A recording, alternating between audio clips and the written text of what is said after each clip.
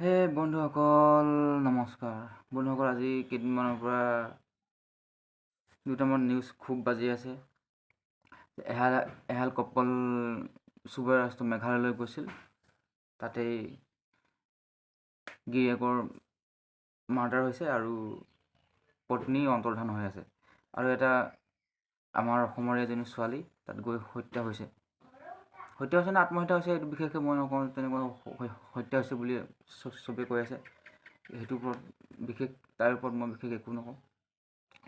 এতিয়া মোৰ কথাটো হ'ল এনেকুৱা ধৰণৰ যে এইবিলাক ঘটনাবোৰ যে এতিয়া সংঘটিত হ'ব ধৰিছে মহিলাৰ ওপৰত। দুইটা কেছ যিহেতু মহিলাৰ ওপৰতেই ডিপেণ্ড কৰিছে, সেইকাৰণে মহিলাসকলৰ এতিয়া সাৱধান কিয় হোৱা নাই?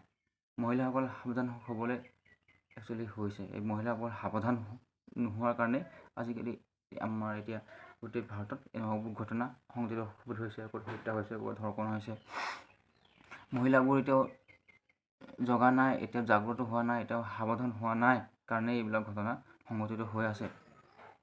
এতিয়া কিছুমান ঘটনা এই কাৰণে হয় যে কিছুমান মহিলা যুৱতী দেৰি ৰাতিলৈকে কাম কৰে, 11-12টালৈকে কাম কৰে, সুৰাৰ কবলত পৰে, দেৰি ৰাতিলৈকে পাৰ্টি কৰে, লগৰ পুৰুষ বন্ধুৰ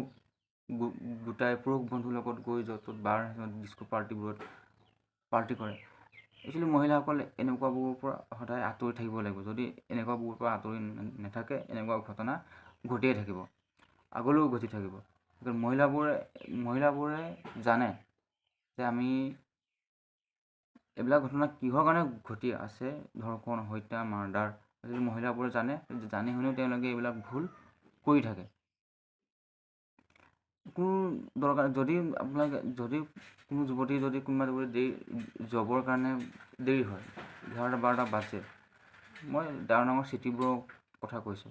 চিটিবোৰত শ্বপিং মলবোৰ থাকে, দেৰি ৰাতিলৈকে খোলা থাকে। তেওঁলোকে সেই শ্বপিং মলৰ ওচৰতে ৰুম ভাড়া লৈ থাকিব লাগে। 5-6 কিলোমিটাৰ কাম কৰা জেগাৰ পৰা 5-6 কিলোমিটাৰ দূৰত সিহঁতৰ ৰুম থাকে। সিহঁতৰ ৰুমবোৰ ওচৰত হ'ব লাগে। সেইখিনিৰ পৰা ৰুমলৈ যাওঁতেই ঘটনাটো ৰাতি কাণ্ডবিলাক হৈ যায়। তাৰপিছত পাৰ্টিৰ পৰা সদায় দূৰত থাকিব লাগিব। বন্ধুৰ লগৰ পৰা মহিলাবোৰ সদায় দূৰত থাকিব লাগিব। বন্ধু গোটক, কিন্তু বন্ধুৰ লগত দেৰি ৰাতিলৈকে পাৰ্টি কৰিলে চেছ আৰু, তেতিয়া আৰু কামটো হ'বই আৰু। হয় নহয় আপোনালোকে কথাটো কওকচোন বাৰু। ঠিক তেনেকুৱা ধৰণে সেই যুৱতীজনীও বোলে তেনেকৈ তাত পাৰ্টি কৰিব গৈছিলে শ্বিলঙত। সেই যুৱকৰ লগত গৈ পাৰ্টি কৰিব গৈছিলে, তেনেকৈ সেই ঘটনাটো সংঘটিত হ'ল শ্বিলঙত গৈ। সেইকাৰণে বন্ধুসকল, আপোনালোকক হাতযোৰ কৰিছোঁ। যুৱতীসকলক আপোনালোকে জাগ্ৰত হওক, সাৱধান হওক। আপোনালোকে যেতিয়ালৈকে সাৱধান নহয়, তেতিয়ালৈকে এইবিলাক ঘটনা ঘটিয়ে থাকিব। সেইকাৰণে মহিলাসকল, আপোনালোকে সাৱধান হ'বলৈ হ'ল। বন্ধুসকল থ্ৰুতে আৰু এটা কথা কৈ থওঁ, যিবিলাক যুৱতী আছিল কৰ্মসূত্ৰে গাঁৱৰ পৰা চহৰলৈ ওলাই আহে, সেইসকল যুৱতী অতিকৈ সাৱধান হোৱাটো একেবাৰে জৰুৰী। কাৰণ তেওঁলোকৰ হাতলৈ নতুন পইচা আহে, সেই পইচা আহে। তাৰপিছত তেওঁলোকৰ নতুন লগৰ বন্ধু লগ পায়, বহুত ৰকমৰ সেইখিনি সময়তে সিহঁত বিপদত পৰি যায়।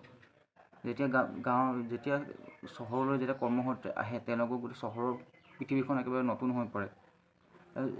লগৰীয়া মানুহবোৰ নতুন, সেইখিনি সময়ত সিহঁতৰ লগৰ বন্ধু বনোৱাটো, চিনি পোৱাটো, সেইখিনি সময়ত বিশেষ জৰুৰী। সেইখিনি সময়তে মানুহ বেছি বিপদত পৰি যায়। বেয়া বন্ধুৰ কবলত পৰে, বেয়া সংগৰ কবলত পৰে, মদ খোৱা যুৱতীও সংগত পৰে, ৰাতি তেনেকৈ পাৰ্টি খাবলৈ জোৰ কৰে। সেইটো সময়তে সিহঁতৰ যুৱতীসকল সাৱধান হোৱাটো বিশেষ জৰুৰী। বিশেষকৈ যুৱতীসকল সুৰাৰ কবলত আৰু বন্ধু, সদায় ভাল বন্ধু বাচিব লাগিব। পুৰুষ বন্ধু বাছোতে সাৱধান হ'ব লাগিব। এই কিছুমান ক্ষেত্ৰ যুৱতীসকলে চাব লাগিব। এই কিছুমান সৰু সৰু ক্ষেত্ৰবোৰ নোচোৱাৰ কাৰণে যুৱতীসকল একচুৱেলি তেনেকৈ বিপদত ধৰ্ষণৰ হত্যাৰ বলি হৈ যায়। এইখিনি ক্ষেত্ৰতে সিহঁতি মাৰ্কৰ পৰা বিচলিত হৈ যায়। কাৰণ এনে বন্ধু তাৰপিছত আপোনাৰ সুৰা তেনেকুৱাবোৰ ক্ষেত্ৰত পৰি যায়, কবলত পৰি যায়। সেইবোৰৰ পৰা একেবাৰে তেওঁলোক বাচি থাকিব লাগিব।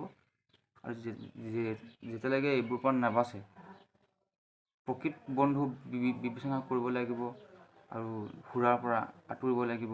এই কিছুমান কাম যদি যুৱতীসকলে যদি কৰিব পাৰিলে তেতিয়া যুৱতীসকল বাচিব।